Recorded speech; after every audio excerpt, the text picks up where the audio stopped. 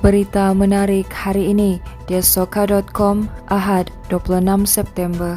Kita mulakan dengan perkembangan COVID-19 di Sabah, di mana pada hari ini Sabah kembali mencatat kes baharu COVID-19 4 angka dengan sebanyak 1078 kes dilaporkan hari ini selepas turun di bawah paras 4 angka iaitu 962 kes semalam. Jurucakap perkembangan harian COVID-19 Sabah, Datuk Seri Masidi Manjun berkata, keadaan itu disebabkan tren perubahan angka bagi kadar jangkitan harian COVID-19 yang tidak statik dan sentiasa berubah. Katanya keadaan yang tidak statik itu antara lain dipengaruhi oleh kadar pematuhan prosedur operasi standard SOP dalam kalangan masyarakat. Tambahnya, semakin tinggi kadar pematuhan SOP, maka semakin rendah risiko untuk berlaku pertambahan jangkitan. Masidi juga berkata saringan kontak rapat kekal menjadi penyumbang utama keseluruhan kes di Sabah hari ini dengan 611 kes atau 56.7%, diikuti saringan bergejala 306 kes atau 28.4% dan saringan kluster sebanyak 36 kes atau 3.3%.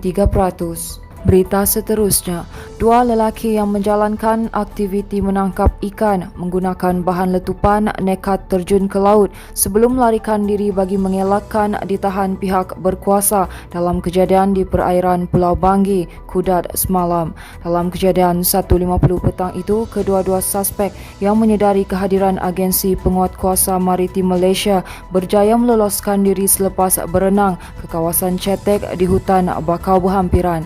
Pengarah Zon Maritim Kudat, Komander Bun Chin Chow berkata, bot jenis sampan berkenaan dipercayai menjalankan aktiviti bom ikan di perairan Kudat hasil maklumat unit perisikan maritim Malaysia. Katanya pemeriksaan terhadap bot berkenaan berjaya menemui 7 botol bom ikan yang mengandungi baja bersama 1 paket kecil racun ikan dan 7 bahan peledak beserta sumbu. Sehubungan itu, Chin Chow berkata, komuniti maritim dinasihatkan supaya melaporkan barang salah laku jenayah atau maklumat kecemasan kepada Pusat Operasi Zon Maritim Kudat. Seterusnya, 3 lelaki suku Palau ditahan Agensi Penguatkuasaan Maritim Malaysia selepas dikesan cuba menyeludup keluar 1,156 paket minyak masak bersubsidi di perairan kampung Bangau-Bangau sempurna semalam. Ketiga-tiga suspek ditahan susulan maklumat dan risikan dari unit perisikan Maritim Malaysia berkaitan pergerakan 3 bot mencurigakan berhampiran kelong ikan di kedudukan sekitar 0.5 Batu Nautika Timur, kampung berkenaan jam 5.30 pagi. Pengarah Zon Maritim Sempurna, Komander Maritim Norimi Hassan berkata, bot Ronda Maritim Malaysia yang sedang dalam penugasan Ops Pluto Timur diatur gerak ke lokasi berkenaan. Katanya ketika menghampiri lokasi, kelihatan 3 lelaki sedang melakukan aktiviti memindahkan barangan disyaki minyak masak bersubsidi daripada sebuah kelong ikan ke dalam 3 bot. Norimi berkata ketiga-tiga suspek berusia 16 hingga 30 tahun gagal mengemukakan sebarang dokumen pengenalan diri. Secara lisan mengaku suku Palau selain mengaku kali pertama membawa barang kawalan berkenaan. Sementara itu, Norimi berkata pihaknya terus memperkasakan rondaan dan penguatkuasaan di sekitar kawasan hotspot, terutamanya sekitar sempadan perairan negara untuk membantras penyeludupan dan kemasukan pendatang asing tanpa izin ke negeri ini melalui jalan laut.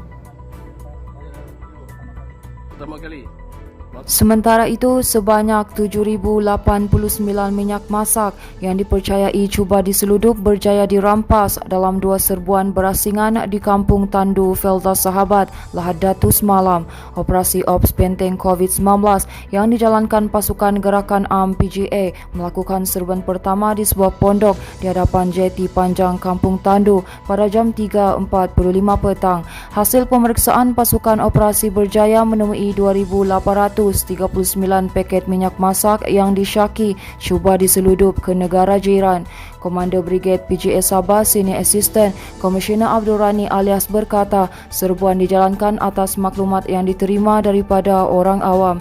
Katanya semua minyak masak berkenaan kemudiannya dirampas dan dibawa ke Ibu Pejabat Polis Daerah IPD Lahad Datu untuk tindakan selanjutnya.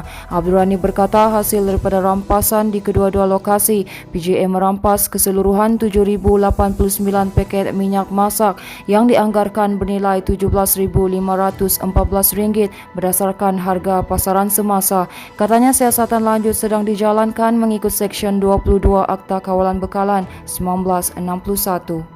Baiklah, ini merupakan kupasan berita terakhir dari kami, di mana perintah berkurung di kawasan perairan 7 daerah dalam zon Selamat Timur Sabah S-Zone yang berakhir esok dilanjutkan selama 14 hari sehingga 12 Oktober. Pesuruhjaya Polis Sabah Datuk Idris Abdullah berkata perintah berkurung itu meliputi perairan Sandakan, Beluran, Kinabatangan, Lahad Datu, Kunak, Semporna dan Tawau. Katanya orang ramai yang tinggal di kawasan berkenaan dilarang menghampiri atau berada di kawasan diisytiar antara 6 petang hingga 6 pagi. Idris berkata perintah berkurung itu juga bagi menjamin keselamatan dan kesejahteraan rakyat Sabah yang menjadi pengguna perairan dan rakyat berada di kawasan daratan S-Zone. Katanya ia juga akan memudahkan penguatkuasaan dan pemantauan terhadap pergerakan bot serta menimbulkan rasa selamat serta yakin kepada pengusaha chalet dan nelayan dengan kehadiran pasukan keselamatan.